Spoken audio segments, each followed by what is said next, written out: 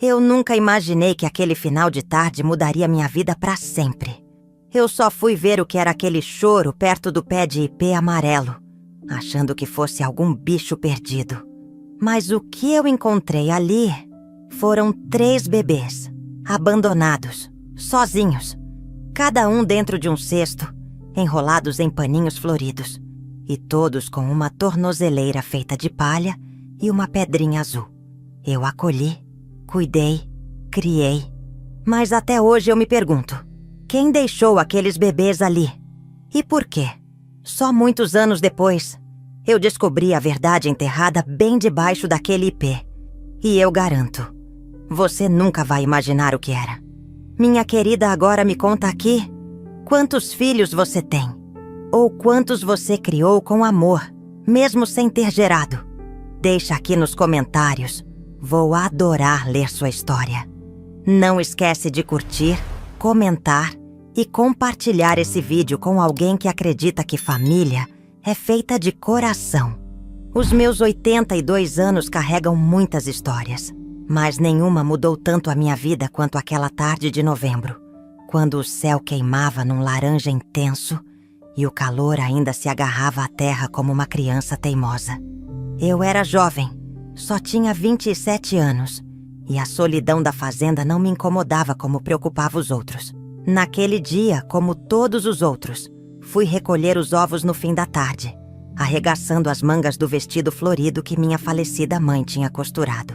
O galinheiro ficava perto do grande ipê amarelo, aquela árvore majestosa que meu pai dizia ser mais velha que a própria fazenda. Estava juntando os ovos no avental quando escutei. Foi um som tão sutil no começo que pensei ser o vento fazendo graça entre as folhas, mas logo percebi que não.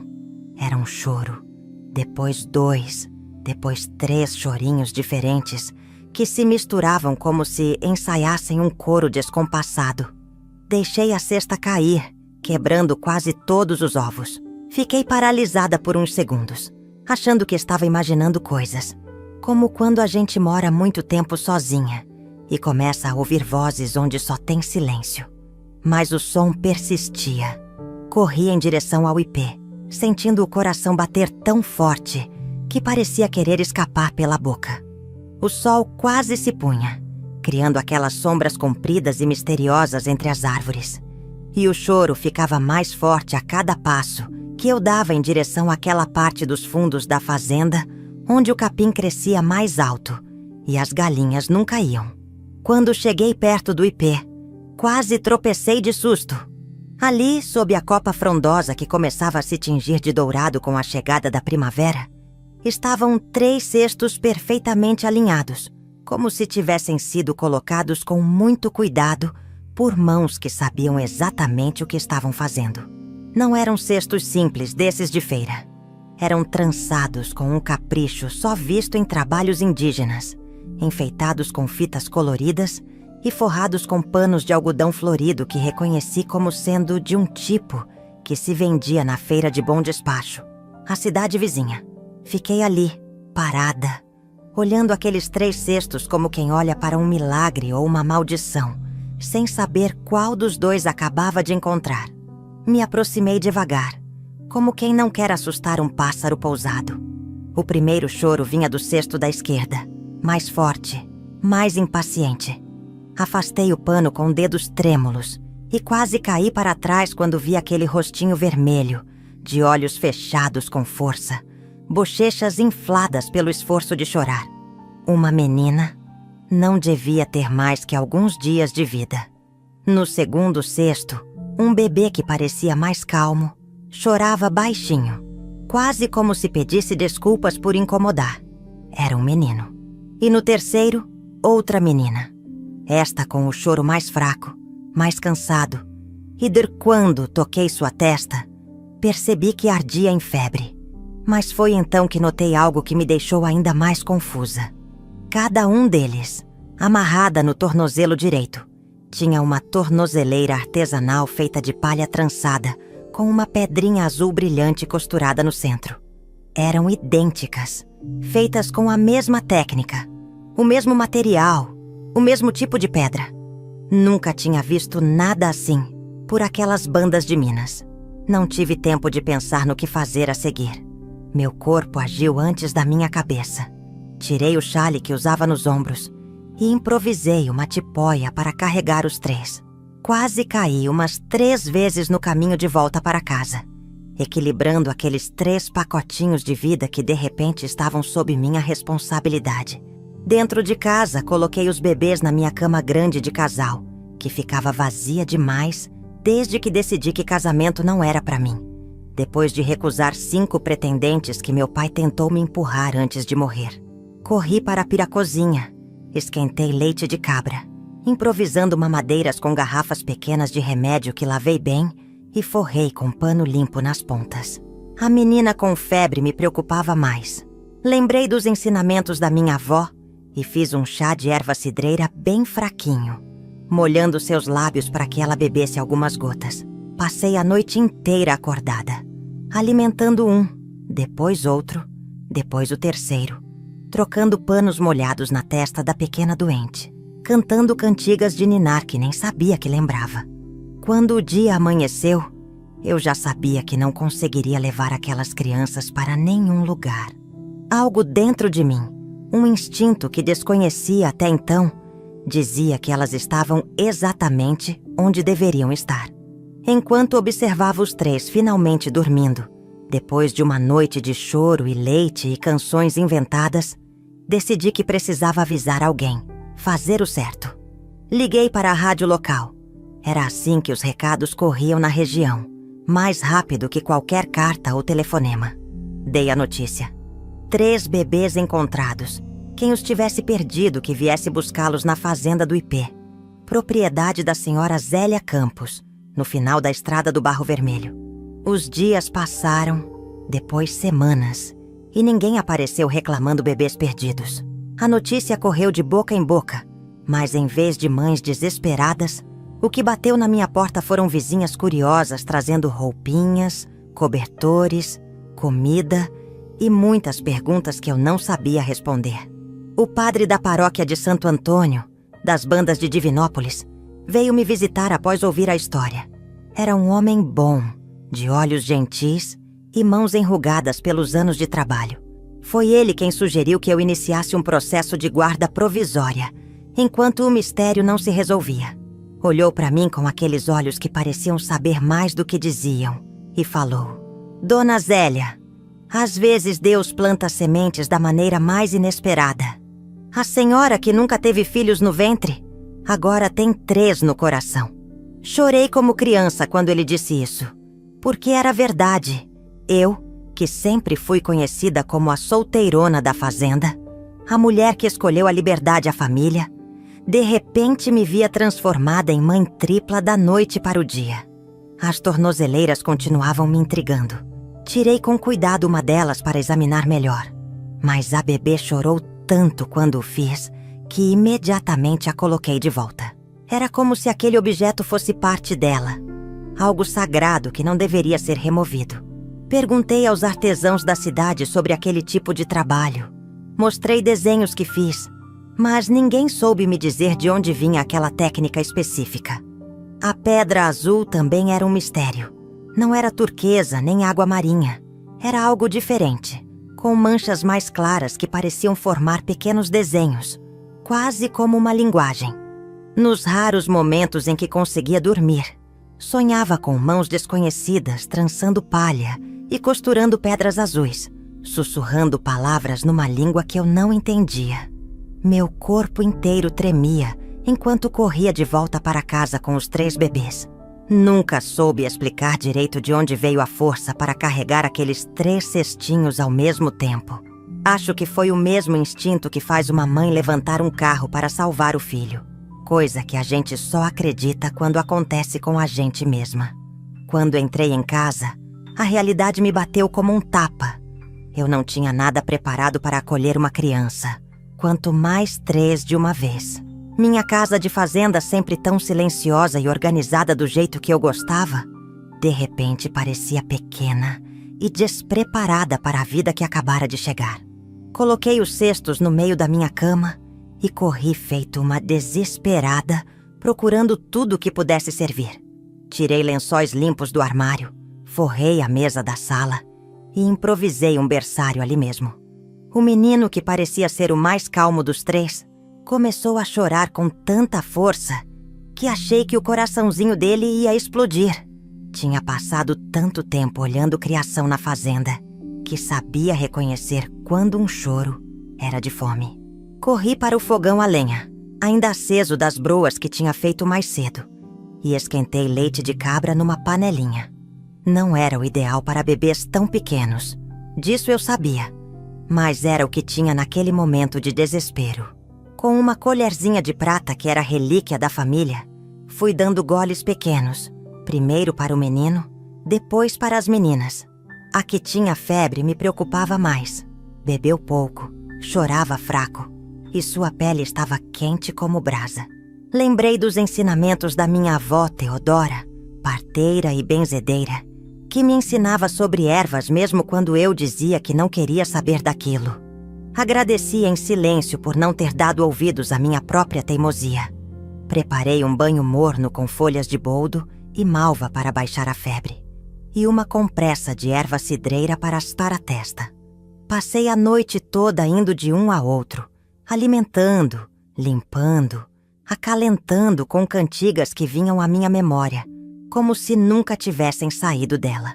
Quando o sol começou a nascer, tingindo minha sala improvisada em berçário com uma luz dourada, percebi que não havia dormido nem um minuto sequer, mas, estranhamente, não me sentia cansada. Estava vivendo algo que sempre recusei na vida, mas que agora parecia fazer todo sentido. O cuidado total de outras vidas que dependiam completamente de mim. O dia seguinte foi ainda mais agitado. Enquanto cuidava dos três ao mesmo tempo, tentava pensar no que fazer. Fui até o único telefone que tínhamos na região, instalado no armazém do seu Juraci, a uns 2 quilômetros da minha propriedade. Deixei os bebês por meia hora com Dona Ivone, a mulher do leiteiro que passava todos os dias por ali e que, quando soube da história, se ofereceu para ficar um pouco com eles. No armazém, liguei para a rádio local, a Voz de Minas, que era como mandávamos recados e notícias urgentes naquela época em que telefone era artigo de luxo. Falei com o locutor Sebastião, que todo mundo chamava de Tião Falante. Quando contei a história dos bebês encontrados sob o IP, ele ficou mudo por uns segundos, coisa rara para quem vivia da palavra. Então disse que iria anunciar nos próximos 3 dias, em todos os horários possíveis. Me perguntou se eu queria deixar o endereço da fazenda, se eu estava disposta a entregar os bebês, caso alguém aparecesse procurando por eles. Hesitei por um instante que pareceu uma eternidade. Já senti um aperto no peito só de pensar em me separar daqueles pequenos seres que, em menos de 24 horas, já eram parte da minha vida. Mas respondi que sim, que daria o endereço, que faria o que fosse certo, seja lá o que isso significasse. Quando voltei para casa, Dona Ivone me esperava com uma expressão preocupada. A menina com febre não tinha melhorado, apesar dos chás e das compressas. Se continuasse assim, teríamos que levá-la para o hospital em Divinópolis, a quase 3 horas de estrada de terra. Como se não bastasse, os outros 2 bebês começavam a mostrar sinais de irritação na pele, possivelmente por causa das fraldas improvisadas de pano que eu tinha feito. Comecei a entrar em desespero, pensando que talvez não fosse capaz de cuidar deles, que estava falhando em uma responsabilidade que nem era minha para começo de conversa. Foi Dona Ivone quem me acalmou, com sua sabedoria de mãe de 8 filhos. Uma de cada vez, Zélia. Uma necessidade de cada vez, um problema de cada vez, um dia de cada vez. Essa é a única maneira de criar um filho sem enlouquecer. E agora você tem 3. Os dias passaram e ninguém apareceu procurando pelas crianças. A notícia correu por toda a região. Foi até mencionada no jornal da cidade vizinha. Mas nenhuma alma viva veio reclamar aqueles 3 bebês. A menina com febre melhorou depois que conseguiu um remédio com o marido da Dona Teresa, que trabalhava na farmácia de Divinópolis, e veio até a fazenda trazendo medicamentos, leite em pó para recém-nascidos e fraldas de verdade. Foi como se Deus tivesse enviado um anjo para me ajudar. Logo depois dele, vieram outros. A esposa do fazendeiro vizinho trouxe roupinhas que tinham sido dos netos. A professora da escola rural apareceu com um berço que estava encostado na casa dela. O marceneiro da cidade se ofereceu para fazer mais 2, sem cobrar nada. Era como se aqueles bebês tivessem despertado algo adormecido naquela comunidade, tão acostumada a viver cada um por si. As semanas foram passando e eu comecei a me preocupar com a situação legal das crianças. Foi quando o padre Antônio, da paróquia de São Sebastião de Divinópolis, veio me visitar. Ele tinha ouvido a história na rádio e ficou particularmente tocado. Era um homem já idoso, de barba branca e mãos calejadas de quem trabalhou muito na vida antes de entrar para o seminário.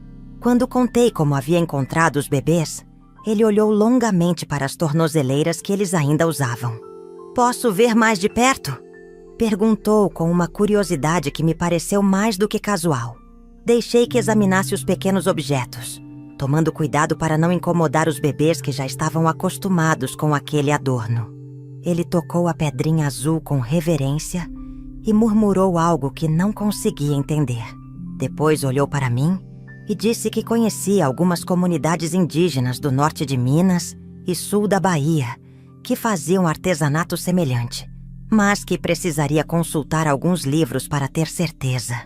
"O mais importante agora", disse ele, "é regularizar a situação dessas crianças. Se ninguém as reclamou até agora, é provável que tenham sido deixadas intencionalmente aos seus cuidados, Dona Zélia.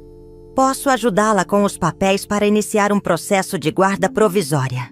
Com a ajuda do padre Antônio e de um advogado amigo dele, iniciei o processo para obter a guarda provisória das crianças. Foi uma novidade na cidade pequena.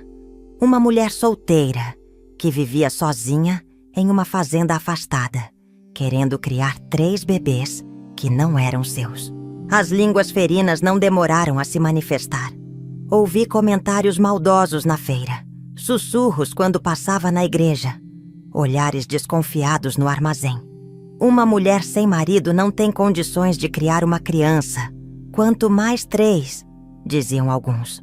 Outros especulavam que os bebês deveriam ser fruto de alguma desgraça, filhos de alguma moça de família que engravidou sem casar e não podia assumir a vergonha. Os mais supersticiosos diziam que aquilo era coisa de assombração, que bebês deixados debaixo de árvores traziam má sorte. Ignorei tudo isso. Dentro da minha casa, longe dos olhares e julgamentos alheios, eu descobria a cada dia um novo significado para minha existência. Enquanto aguardava os trâmites legais, precisava dar nomes aos bebês. Não queria nomes provisórios, pois algo dentro de mim já sabia que aquelas crianças ficariam comigo para sempre. Escolhi Ana para a menina que encontrei com febre, inspirada na minha avó materna, uma mulher forte que enfrentou muitas dificuldades na vida. Para o menino, escolhi Bento, nome do meu pai, um homem gentil e trabalhador que me ensinou tudo sobre a vida na fazenda. E para a outra menina, escolhi Lia, um nome curto e doce que tinha lido em uma história da Bíblia que o padre me contou, sobre uma mulher que não era a preferida, mas que deu muitos filhos ao seu marido. Era estranho pensar que agora eu tinha uma família, depois de passar tanto tempo convencida de que meu destino era a solidão. As tornozeleiras continuavam sendo um mistério. Tentei perguntar a artesãos da região. Mostrei para viajantes que passavam pela estrada, mas ninguém reconhecia aquele trabalho específico. Guardei uma das tornozeleiras em uma caixinha, como lembrança da origem misteriosa das crianças, caso algum dia elas quisessem saber de onde vieram. As outras 2 deixei nos bebês, respeitando o que parecia ser um vínculo importante com seu passado desconhecido. E assim começamos nossa jornada juntos. Eu, Ana, Bento e Lia. Uma família formada não pelo sangue, mas por um destino que alguém teceu com o mesmo cuidado com que foram trançadas aquelas tornozeleiras de palha com pedrinhas azuis. Os dias se transformaram em meses e os meses em estações completas. Antes que eu pudesse me dar conta, já fazia 1 ano que aqueles 3 bebês haviam chegado à minha vida embaixo do ipê amarelo. A guarda provisória foi concedida pelo juiz de Divinópolis, um homem sério de sobrancelhas espessas, mas que sorriu discretamente quando me viu entrar no fórum com os 3 bebês bem arrumados, de roupas limpas e bochechas coradas. Tive que explicar várias vezes como os encontrei, mostrar a localização exata na fazenda desenhada num mapa improvisado, jurar que tinha feito todos os esforços para encontrar a família biológica. O que mais pesou a meu favor foi a carta de recomendação do padre Antônio, que garantiu ao juiz que eu estava proporcionando um ambiente amoroso e seguro para as crianças. Na verdade, acho que o que mais convenceu aquele homem da lei foi ver como os pequenos se agarravam a mim quando um estranho se aproximava, como seus olhinhos me procuravam constantemente para ter certeza de que eu estava por perto. Percebi ali, naquele tribunal frio de paredes descascadas e ventiladores barulhentos, que já tínhamos desenvolvido aquela ligação inexplicável que existe entre uma mãe e seus filhos, mesmo quando não há o vínculo do sangue. Saí de lá com um papel oficial, mas o que me dava mesmo segurança era saber que agora fazia parte da vida daqueles 3 seres tão pequenos e tão fortes. As tornozeleiras continuavam sendo um mistério que me intrigava. Mantive as joias artesanais nas crianças até que suas perninhas cresceram demais para usá-las com conforto. Então, as guardei cuidadosamente em uma caixinha de madeira entalhada que comprei especialmente para esse fim, separando-as com etiquetas para saber qual pertencia a quem. Às vezes, quando as crianças dormiam, eu abria a caixa e ficava examinando aquele trabalho tão peculiar. A pedrinha azul não perdia o brilho com o tempo, e os entalhes microscópicos que formavam algum tipo de símbolo continuavam nítidos como no primeiro dia. O padre Antônio havia consultado alguns livros sobre artesanato indígena e voltou com informações fragmentadas sobre uma tribo que vivia na divisa entre Minas e Goiás, conhecida por seu trabalho com pedras azuis que, segundo suas crenças, protegiam as crianças de espíritos da floresta.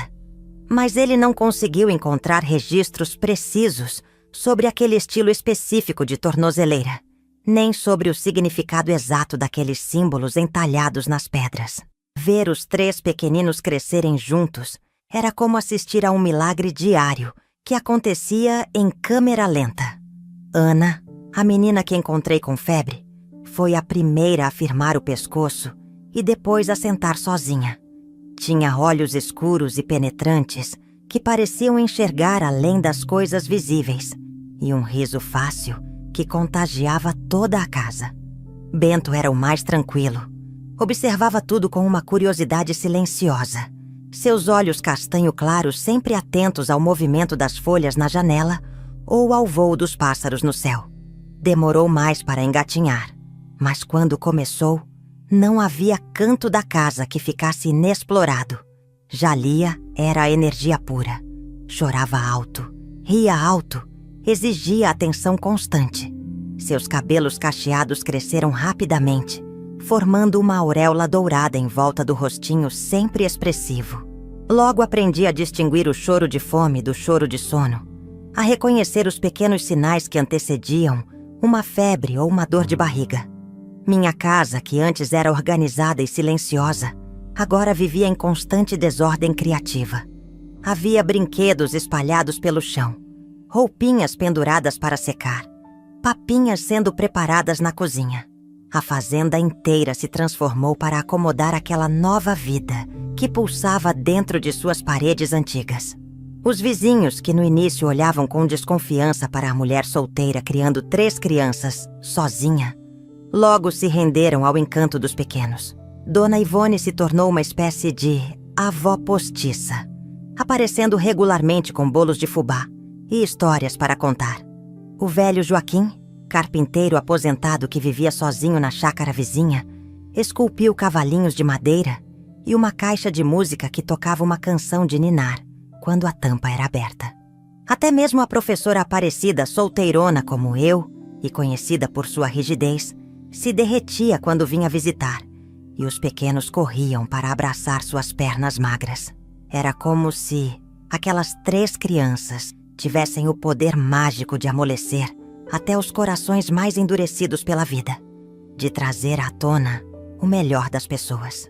O médico da cidade, doutor, Maurício, fazia questão de vir à fazenda a cada 2 meses para acompanhar o desenvolvimento dos 3, recusando-se a aceitar qualquer pagamento. Dizia que era sua contribuição para aquela história extraordinária que todos na região já conheciam. A história da mulher que encontrou 3 bebês debaixo do ipê e decidiu ser mãe 3 vezes de uma só vez. Os primeiros passos vieram junto com as primeiras palavras, como se tivessem combinado entre si aquela revolução simultânea. Ana foi a primeira a se arriscar, equilibrando-se com os bracinhos esticados como um equilibrista de circo, caindo e levantando com uma determinação que já mostrava seu caráter forte. Sua primeira palavra foi água, pronunciada claramente enquanto apontava para a jarra na mesa. Bento começou a andar apenas uma semana depois, mas suas primeiras palavras demoraram mais a sair. Quando finalmente falou, surpreendeu a todos dizendo estrela, ao apontar para o céu numa noite clara. Lia, sempre intensa, começou a falar e andar quase ao mesmo tempo, como se não pudesse decidir qual habilidade desenvolver primeiro. Um dia estava engatinhando e balbuciando sons ininteligíveis. No outro já corria pela sala dizendo "Vem, vem", para que todos a seguissem em suas aventuras.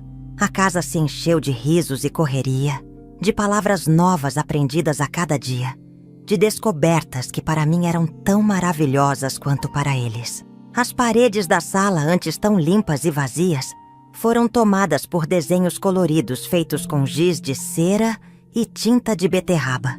O chão da varanda, que eu costumava encerar até brilhar, agora estava marcado com pegadas pequenas de todas as cores. Minha vida, antes tão previsível em sua rotina de cuidar da fazenda e dos animais, agora era uma sucessão de surpresas diárias. Houve noites em que caí na cama exausta, com os músculos doloridos de tanto correr, atrás de 3 crianças em direções diferentes, os ouvidos ainda ecoando gritos e risadas. Mas havia uma satisfação profunda naquele cansaço, um sentido que antes me faltava. Nas manhãs ensolaradas, quando os 3 vinham para a minha cama no primeiro raio de sol, aconchegando-se como filhotinhos em busca de calor, eu sentia uma gratidão tão grande que mal cabia no peito. Olhava para aqueles rostos ainda sonolentos, para aqueles corpos pequenos que cresciam a cada dia, e me perguntava como pude viver tanto tempo achando que a solidão era o suficiente, que não precisava de mais nada além da minha independência.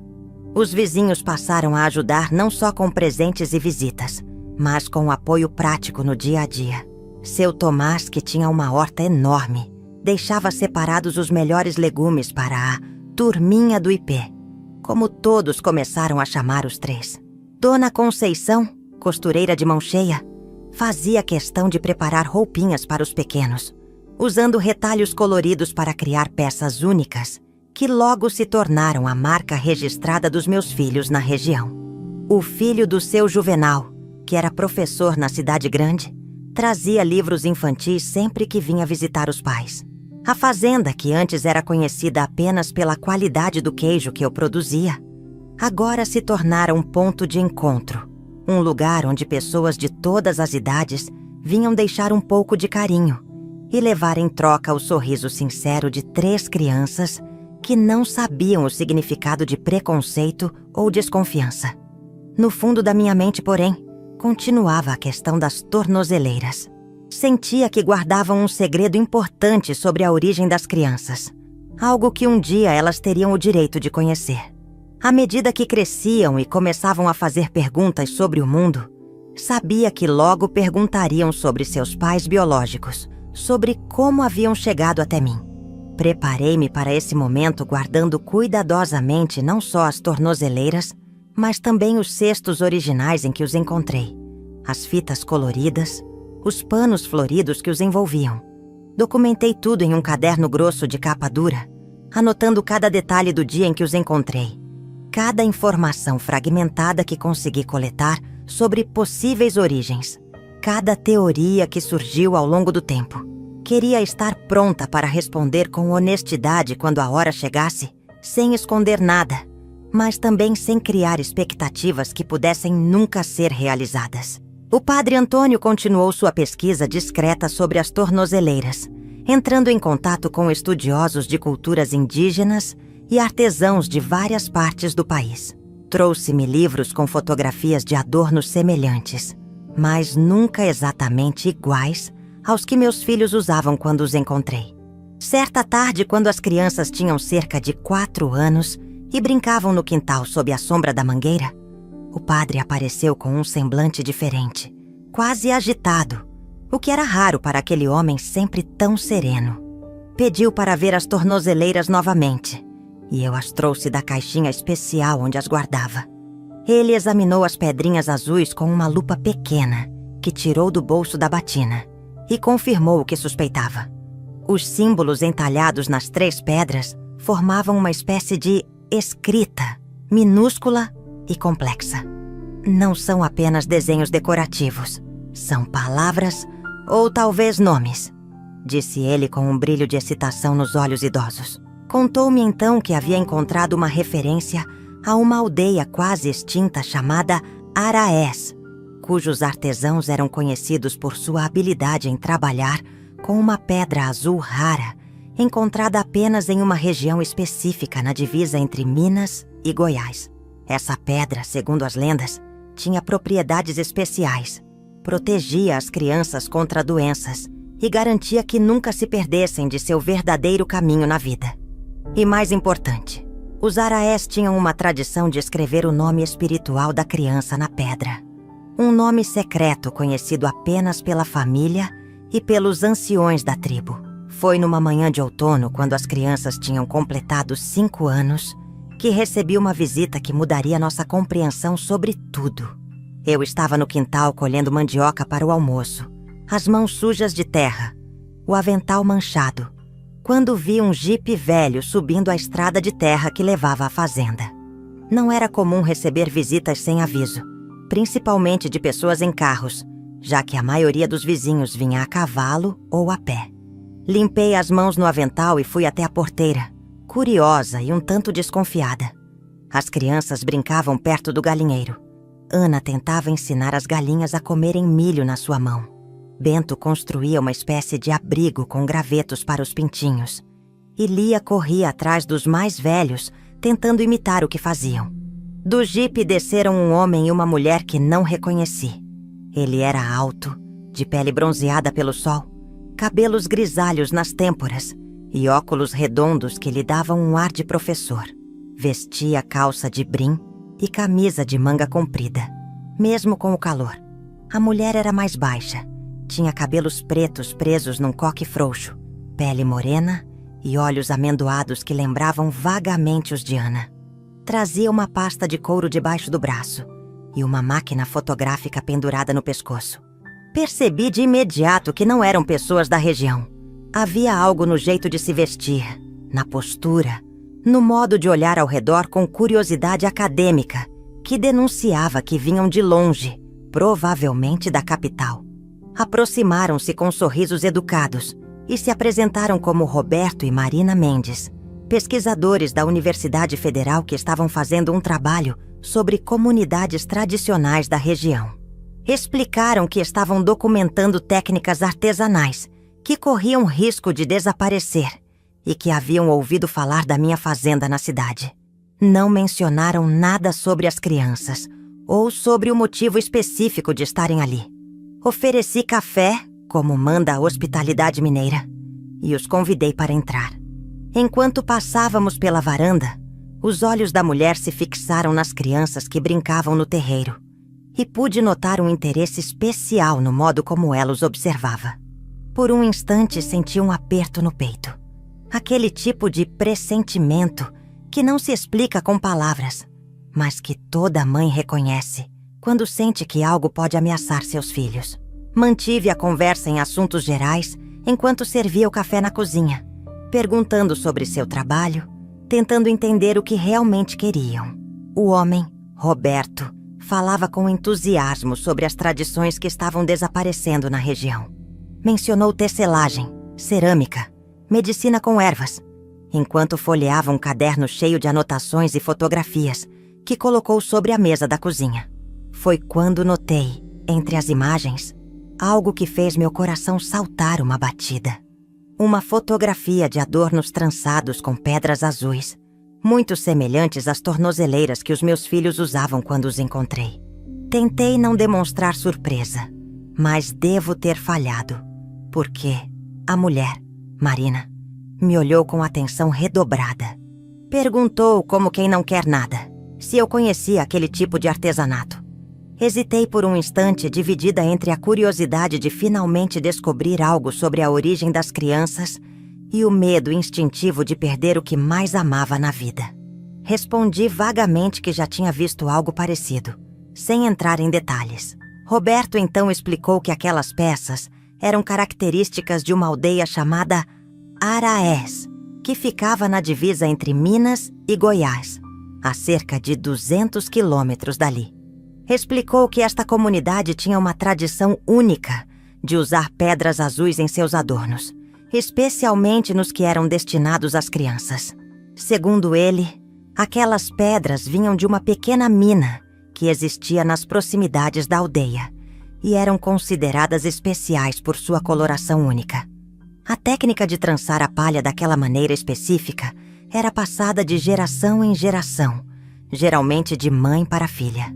Enquanto ele falava, notei que Marina havia saído discretamente da cozinha. Preocupada, levantei-me para procurá-la e a encontrei no quintal, aproximando-se das crianças. Cheguei a tempo de ouvir quando ela perguntava a Ana sobre sua família, sobre quanto tempo morava ali, se tinham outros parentes. Senti o sangue gelar nas veias. Chamei as crianças para dentro com a desculpa de que precisava que lavassem as mãos para o almoço e sugeri a Marina que voltasse para ir à cozinha, onde seu marido continuava falando sobre o artesanato.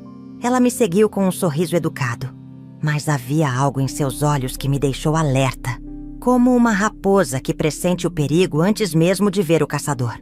Durante o almoço, que acabei oferecendo por educação e para não levantar suspeitas, a conversa fluiu por assuntos gerais, mas sempre voltava para as tradições da região. Foi quando Roberto, enquanto servia-se de mais angu, mencionou algo que fez meu estômago dar um nó. Contou que a aldeia Araés havia passado por um período muito difícil cerca de 6 anos atrás, quando uma epidemia de febre amarela dizimou quase metade da população. O governo enviou médicos com vacinas, mas chegaram tarde demais para muitos. Os sobreviventes, enfraquecidos e com medo de novas doenças, acabaram se dispersando. Alguns foram para aldeias maiores, outros para cidades pequenas onde tinham parentes. Um grupo menor decidiu permanecer nas terras ancestrais, reconstruindo suas vidas entre as ruínas do que antes fora uma comunidade próspera e saudável. Na confusão daqueles dias trágicos, contou ele com uma tristeza sincera na voz. Muitas tradições se perderam, muitos conhecimentos antigos desapareceram, junto com os anciãos que morreram. E também, acrescentou ele quase como um detalhe sem importância, algumas crianças ficaram órfãs e foram adotadas por outras famílias. Foi nesse momento que Marina, que até então estivera relativamente quieta, perguntou diretamente se eu sabia de alguma criança da região que tivesse vindo daquela aldeia. Senti o coração disparar no peito. Claro que não, respondi tentando soar casual. Não temos muitos índios por estas bandas. Na verdade, completei para dar credibilidade à minha ignorância. Nem sabia que existia essa tal aldeia Araés, até vocês mencionarem hoje. Marina me encarou por um instante longo demais, seus olhos perscrutando os meus, como se pudessem ler meus pensamentos. Em seguida, abriu sua pasta e tirou de lá várias fotografias. Colocou-as sobre a mesa, entre os pratos e as travessas de comida. Eram imagens de objetos artesanais, Cestos trançados com fitas coloridas, muito semelhantes aos que encontrei sob o ipê. Panos bordados com motivos geométricos, que lembravam os que envolviam meus filhos quando os achei. E, o que fez meu coração quase parar, tornozeleiras idênticas às que guardava na minha caixa especial, com as mesmas pedrinhas azuis, os mesmos padrões de trançado, os mesmos símbolos minúsculos gravados nas pedras. Estamos catalogando esses objetos, disse ela com uma voz que tentava soar casual, mas que não conseguia esconder completamente uma nota de urgência. Se a senhora tiver visto algo assim, seria de grande valor para nossa pesquisa. Olhei para aquelas fotografias, enquanto minha mente trabalhava rápido, pesando cada palavra que diria a seguir. As crianças haviam terminado de comer e pedido para sair da mesa, alheias à tensão que pairava na cozinha. Através da janela podia vê-las brincando no quintal novamente, seus risos alcançando meus ouvidos como um lembrete do que estava em jogo. Parte de mim queria mentir, negar qualquer conhecimento, mandar aquele casal embora o mais rápido possível e nunca mais tocar no assunto. Mas outra parte, talvez mais sábia, sabia que os segredos têm um jeito de vir à tona quando menos se espera. Além disso, aquelas fotografias eram uma oportunidade rara de descobrir mais sobre a origem dos meus filhos, informações que um dia eles teriam o direito de conhecer. Decidi arriscar uma meia-verdade, algo que pudesse satisfazer a curiosidade do casal sem revelar demais. Contei que havia comprado algumas peças artesanais semelhantes àquelas numa feira em Divinópolis, há alguns anos, de um vendedor ambulante que disse vir do norte do estado. Não mencionei as crianças nem as circunstâncias em que encontrei os objetos. Mostrei a eles um cesto que tinha na sala, propositalmente diferente dos que encontrei com os bebês, mas vagamente similar no estilo. Roberto pareceu aceitar minha explicação, fazendo anotações em seu caderno e fotografando o cesto. Marina, porém, continuava me observando com aqueles olhos perspicazes. Quando já estavam de saída e Roberto havia ido na frente para ligar o jipe, ela se virou para mim na varanda e disse em voz baixa: "Dona Zélia, se a senhora souber de qualquer informação sobre crianças da aldeia Araés que possam ter vindo parar nesta região, por favor, entre em contato conosco. Não estamos aqui para separar famílias nem causar problemas, mas há pessoas que perderam seus parentes naquela epidemia e ainda procuram por crianças desaparecidas." Deixou um cartão com seu telefone e endereço em Belo Horizonte. Apertou minha mão com firmeza e partiu. Fiquei parada na varanda vendo a poeira que subia da estrada enquanto o jipe se afastava, o cartão pesando como chumbo na minha mão. Aquela noite, depois que as crianças dormiram, abri a caixa onde guardava as tornozeleiras e as examinei sob a luz do lampião. Os símbolos gravados nas pedras azuis, que sempre me pareceram apenas desenhos decorativos, agora ganhavam um novo significado. Seriam nomes, mensagens, parte da história dos meus filhos que eu desconhecia completamente. Fechei a caixa com cuidado e decidi que, por enquanto, guardaria aquele segredo comigo. Ana, Bento e Lia eram pequenos demais para compreender a complexidade daquela situação. Mas prometi a mim mesma que um dia, quando fossem mais velhos, contaria tudo o que sabia e juntos decidiríamos se queríamos buscar mais respostas ou deixar o passado enterrado sob as raízes do velho ipê amarelo. O tempo foi passando como água de rio que nunca para, sem alarde, mas transformando tudo sem que a gente perceba direito. Depois da visita daquele casal de pesquisadores, fiquei com a cabeça fervilhando de ideias e preocupações. Mas mantive tudo guardado só comigo, como quem guarda uma pedra preciosa no fundo do colchão. As crianças continuaram crescendo, fortes como os pés de milho que eu plantava todo ano na roça de baixo. Ana, sempre a mais estudiosa, aprendeu a ler antes mesmo de ir para essa escola, decifrando as letras dos rótulos e dos poucos livros que eu tinha em casa. Bento demonstrava uma habilidade impressionante com qualquer coisa que precisasse ser construída ou consertada. Aos 8 anos já sabia trocar a roda do carro de boi melhor que muito homem feito da região. E Lia, minha caçulinha por 15 minutos, como dizia o médico que depois confirmou que eram trigêmeos, tinha um jeito especial com as plantas e os bichos doentes. Uma intuição natural que parecia ter nascido com ela. Por muitos anos eu pensei em procurar mais informações sobre a tal aldeia Araés. Cheguei até a guardar o cartão daquela tal Marina Mendes, numa latinha de biscoitos ingleses que só abria quando estava sozinha. Nas raras vezes que ia à cidade maior para resolver alguma pendência no banco, ou comprar coisas que não encontrava no comércio local, ficava tentada a pegar um orelhão e ligar para o número anotado naquele pedaço de papel, já amarelado. Mas sempre voltava atrás.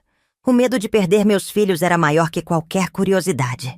Os anos se acumularam, um depois do outro, como as colheitas que enchiam o celeiro a cada estação. Celebramos aniversários simples, mas felizes, com bolos de fubá e guaraná, dividido em copos para toda a criançada da vizinhança que vinha brincar. Costurei roupas novas quando as velhas já não serviam mais, economizando nos tecidos, mas nunca no carinho. Aprendi a tratar desde resfriados até ossos quebrados, a preparar chás para todos os tipos de mal-estar, a ser forte quando eles precisavam de segurança e a ser gentil quando precisavam de consolo. Quando completaram 16 anos, enfrentei o maior desafio: deixá-los ir para estudar na cidade. Ana queria ser professora desde pequena, quando brincava de dar aulas para as bonecas de pano e para os primos menores. Bento sonhava com engenharia, fascinado por como as coisas funcionavam e como poderiam funcionar melhor. Aos 12 anos já tinha projetado um sistema de irrigação para a horta que economizava metade da água que eu gastava antes. Lia decidiu que seria enfermeira depois que cuidou da perna quebrada do cachorro do vizinho, com uma dedicação e um talento que impressionou até o veterinário, que depois veio confirmar se estava tudo no lugar certo. Não tinha dinheiro para bancar 3 faculdades. Claro que não. Uma roceira como eu mal conseguia entender como funcionava esse negócio de universidade. Mas eles eram espertos, cada um do seu jeito. Conseguiram bolsas de estudo, trabalharam em empregos de meio período, estudaram até mais tarde que a luz do lampião permitia. Eu vendia um pouco mais de queijo, de doce, de galinha. Esticava o orçamento como roupa no varal, até rasgar nas beiradas, mas sem nunca romper no meio. Nas férias, eles voltavam para fora a fazenda e enchiam a casa de vida novamente, de histórias da cidade grande, de sonhos cada vez maiores. Ana falava dos livros que lia, das teorias de educação que aprendia, de como queria voltar para ensinar as crianças da nossa região. Bento trazia desenhos técnicos complicados, explicava sobre materiais de construção e métodos mais eficientes para aproveitar a luz do sol ou a água da chuva. Lia contava sobre os estágios no hospital, sobre como tinha ajudado a trazer uma criança ao mundo, sobre as vidas que tinha visto começar e terminar entre paredes brancas.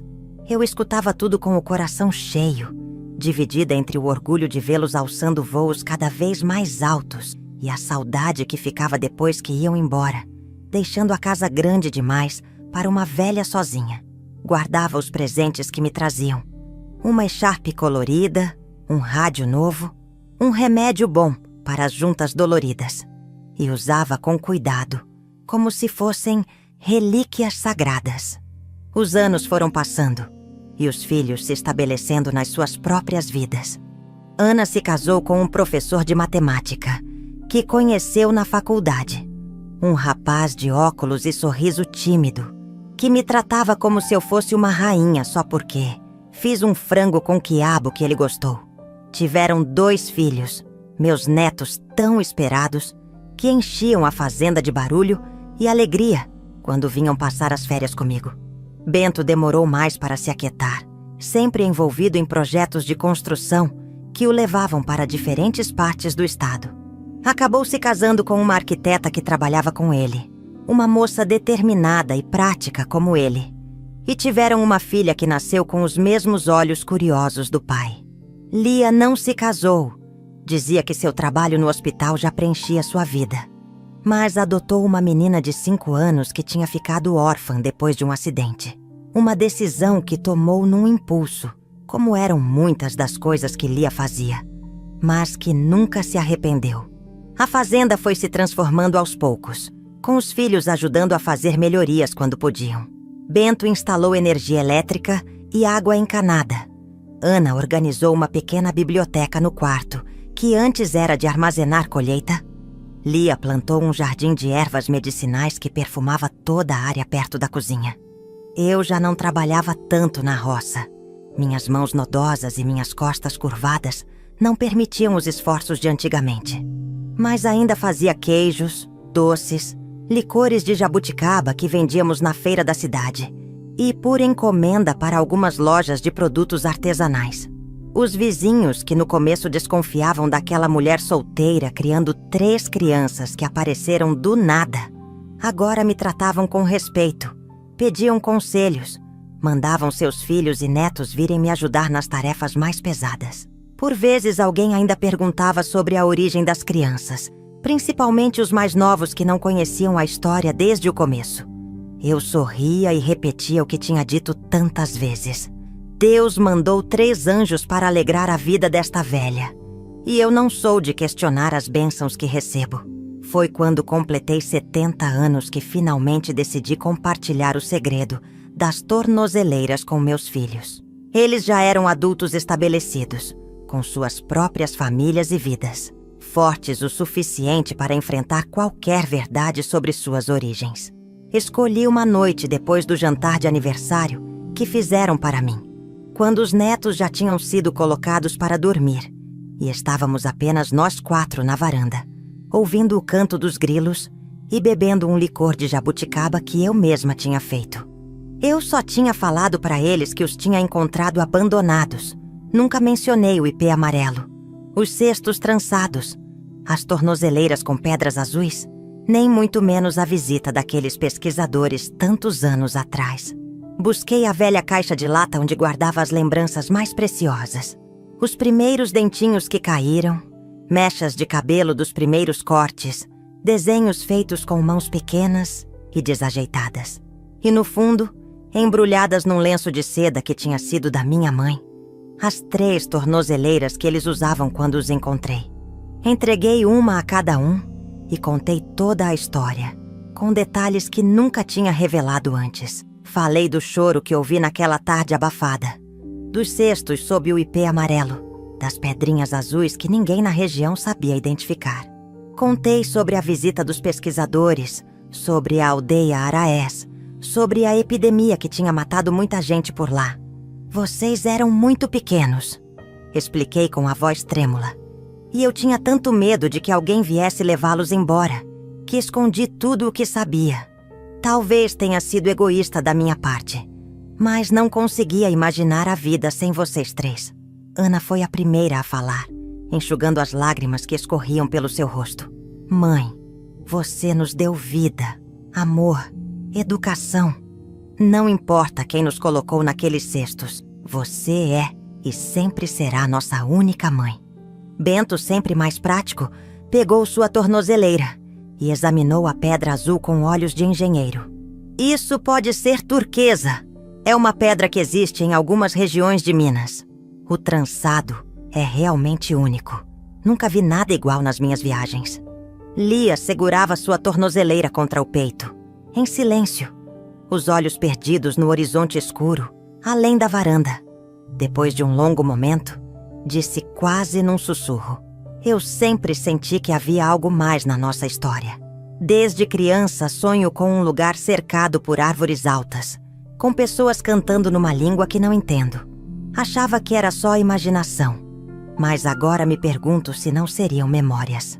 Ficamos em silêncio, cada um perdido em seus próprios pensamentos, enquanto a noite avançava ao nosso redor, trazendo o perfume doce das damas da noite que cresciam ao lado da casa. Depois daquela noite em que revelei a verdade sobre as tornozeleiras, algo mudou no jeito como meus filhos olhavam para o velho ipê amarelo nos fundos da propriedade.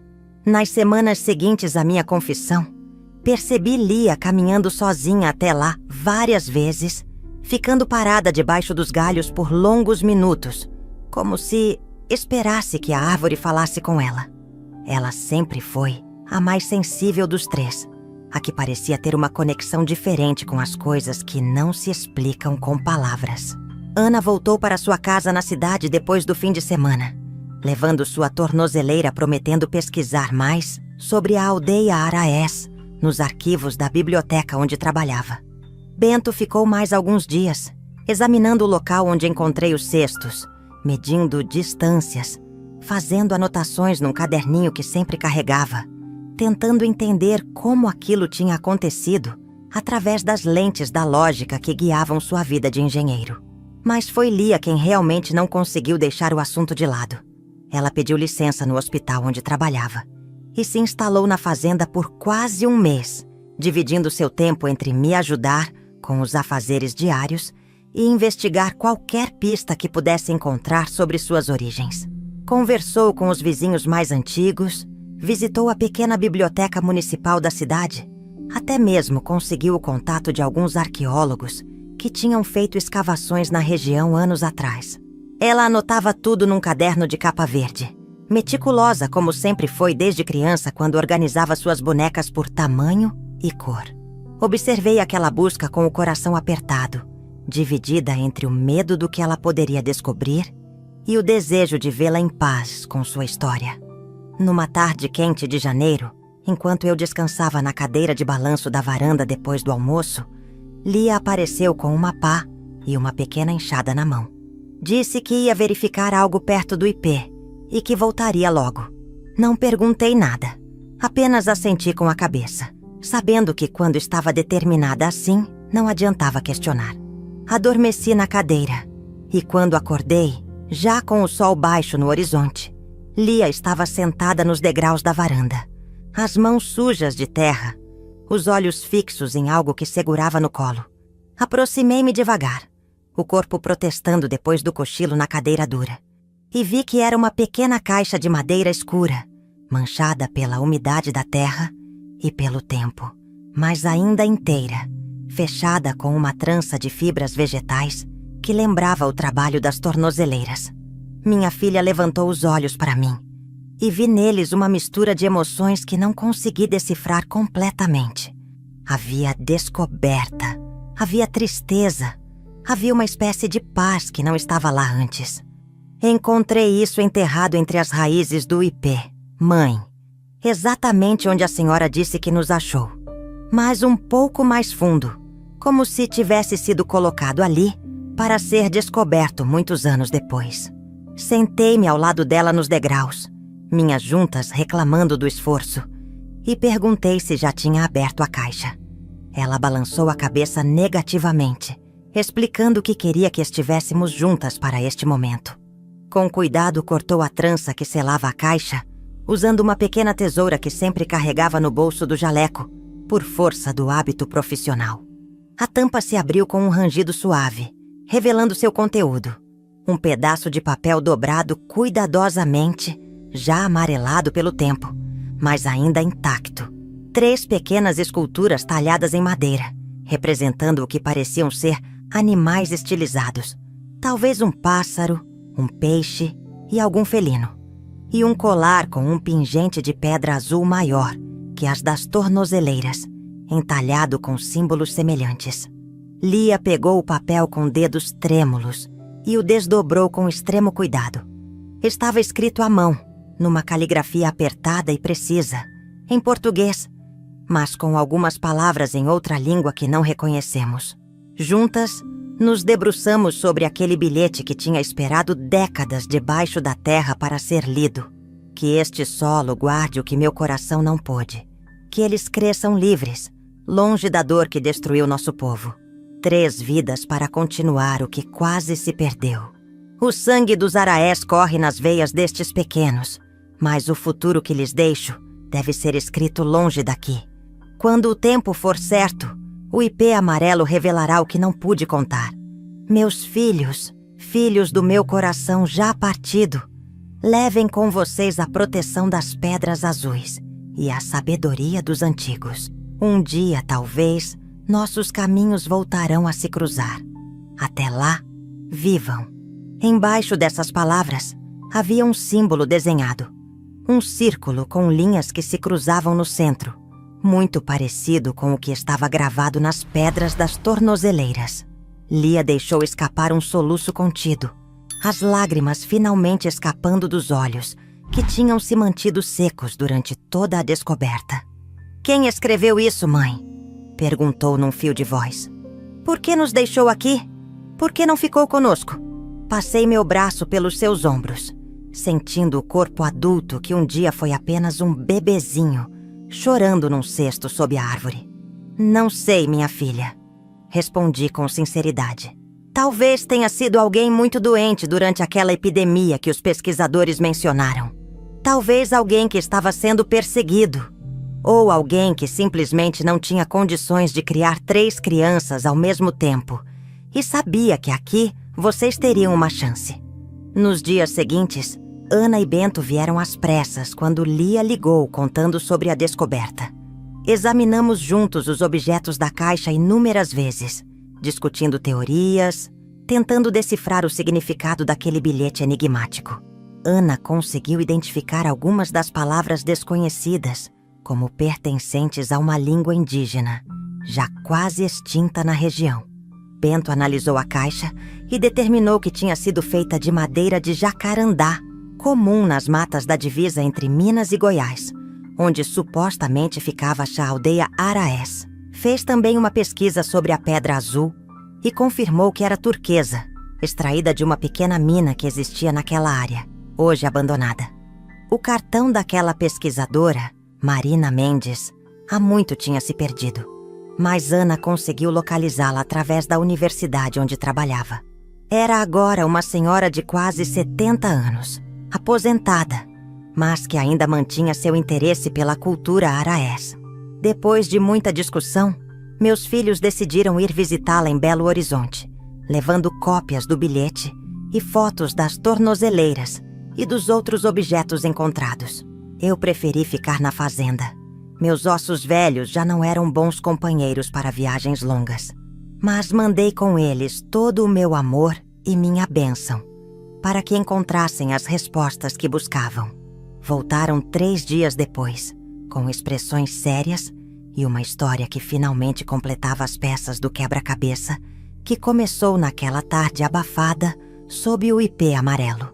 A aldeia Araés tinha sido como suspeitávamos, vítima de uma epidemia grave de febre amarela.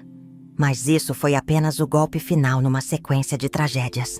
A comunidade já vinha sendo pressionada por fazendeiros e madeireiros que queriam suas terras, ricas em madeiras nobres e com excelente solo para plantações. A epidemia que matou principalmente os mais velhos e as crianças pequenas foi a desculpa perfeita para um processo de remoção forçada que já vinha sendo planejado. O governo transferiu os sobreviventes para uma reserva muito menor, longe de seus territórios ancestrais, onde mal conseguiam praticar sua agricultura tradicional. Foi nesse contexto de desespero que uma jovem mãe, que havia perdido o marido e 2 filhos mais velhos na epidemia, tomou a decisão de entregar seus trigêmeos recém-nascidos a alguém que pudesse dar a eles uma vida melhor, longe daquela tragédia. Marina Mendes mostrou a meus filhos fotografias antigas da aldeia Araés antes da dispersão, imagens de uma comunidade próspera, com hortas bem cuidadas, crianças saudáveis correndo entre ocas organizadas em círculo, artesãos trabalhando com fibras e pedras azuis.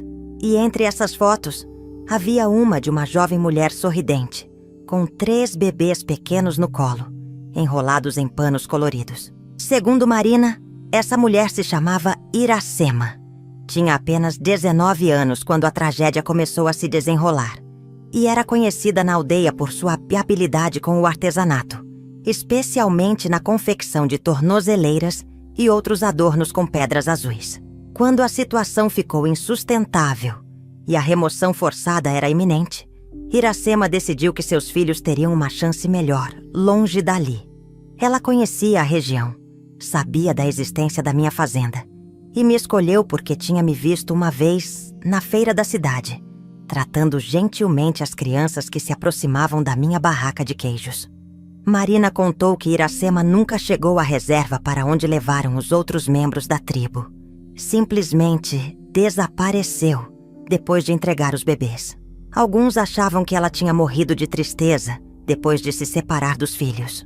Outros acreditavam que tinha fugido para bem longe, talvez para o norte do país, onde ainda existiam comunidades indígenas mais preservadas. A verdade é que ninguém nunca mais a viu. Meus filhos voltaram dessa visita com uma cópia de fotografia daquela mulher, Iracema, a mãe biológica que nunca conheceram. Lia colocou a foto numa moldura simples e a deixou na mesinha ao lado da minha cama, dizendo que queria que as duas mães que deram vida a eles estivessem sempre juntas, mesmo que apenas em fotografia. Na última noite antes de voltarem para suas casas e suas vidas, fizemos uma pequena cerimônia sob o ipê amarelo. Acendemos velas, colocamos flores coloridas num cesto trançado, que Lia aprendeu a fazer, inspirada nos que encontrei com eles. Ana leu em voz alta um poema que escreveu sobre raízes e galhos, sobre como algumas árvores precisam de duas terras para crescer fortes. Bento, sempre prático, mas com um coração maior que ele mesmo admitia, instalou uma pequena placa de madeira entalhada por ele mesmo com os dizeres: "Aqui 3 vidas encontraram seu caminho. Que o ipê sempre floresça em sua memória." E eu, velha demais para negar as lágrimas que vieram fáceis, agradeci em silêncio a mulher que confiou seus maiores tesouros aos meus cuidados, prometendo que, enquanto vivesse, manteria viva a memória dela através do amor que dei aos seus filhos. Sob as estrelas daquela noite clara, com o perfume das flores do ipê pairando no ar, senti que um ciclo se completava, que uma ferida antiga finalmente começava a cicatrizar. Meus filhos já não eram apenas os bebês que encontrei abandonados. Eram adultos com uma história complexa, com 2 mães, com raízes que se estendiam além do que eu podia imaginar. E eu, com meus ossos cansados e minhas mãos enrugadas pelo tempo, me sentia abençoada por ter sido solo fértil, onde 3 sementes tão especiais puderam germinar e florescer. Se essa história tocou o seu coração, compartilha com alguém que precisa acreditar que ainda existe amor no mundo. Se inscreve no canal para não perder as próximas histórias emocionantes e deixa o like para mostrar que você esteve aqui com a gente. E lembra, às vezes, os maiores milagres da vida chegam quando a gente menos espera e mudam tudo para sempre. Até o próximo vídeo!